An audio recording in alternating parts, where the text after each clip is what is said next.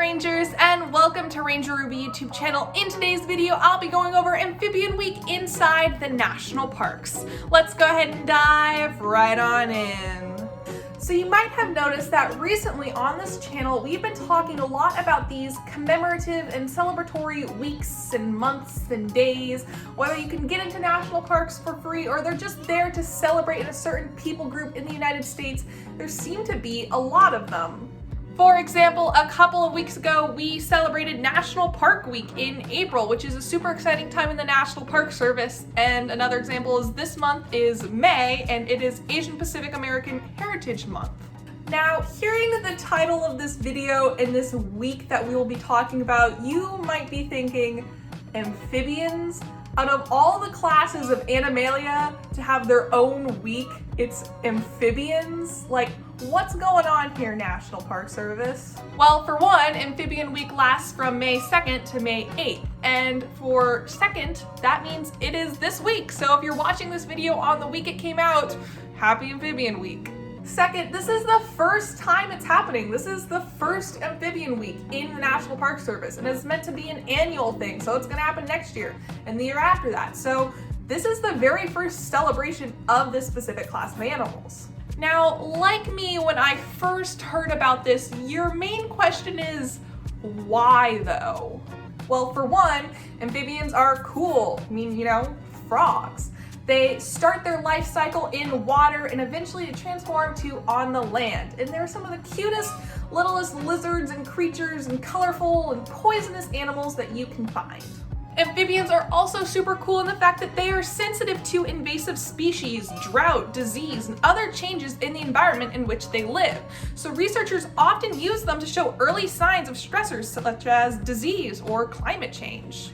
And the big reason that the National Park Service started this week, however, though, is that amphibians are endangered. About 1/3 of all amphibians total are in danger of extinction.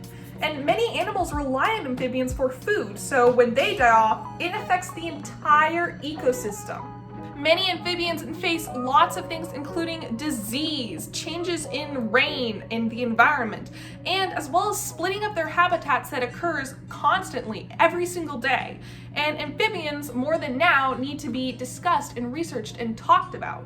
So in order to help bring awareness to amphibians and the problems that they face, as well as their impact on the environment and ecosystem, many different organizations inside the United States government and as well as amphibian organizations all around the world have come together for this 1 week in May to bring awareness to them. These organizations that have come together include the Amphibian Survival Alliance, Partners in Amphibian and Reptile Conservation, and the Amphibian and Reptile Conservatory, the U.S. Geological Survey, the National Park Service, the U.S. Fish and Wildlife Facility, the U.S. Forest Service, the Borough Land Management, and so many more have come together just for this week. Like National Park Week, each day inside this week has a theme for it. This week it started on May 1st, which technically isn't actually part of the week. It's just a bonus day, which they call Salamander Saturday. On May 2nd, which is a Sunday, there is the What Are Amphibians Day. On May 3rd, it's the Secret Lives of Amphibians. On May 4th, it's Amazing Amphibian Facts. On May 5th, it's Threats to Amphibians. On May 6th, it's Amphibian Tweets from Field. And on May 7th, it's Partnering for Amphibian Conservation. And on Saturday, May 8th, it's Actions for Amphibians.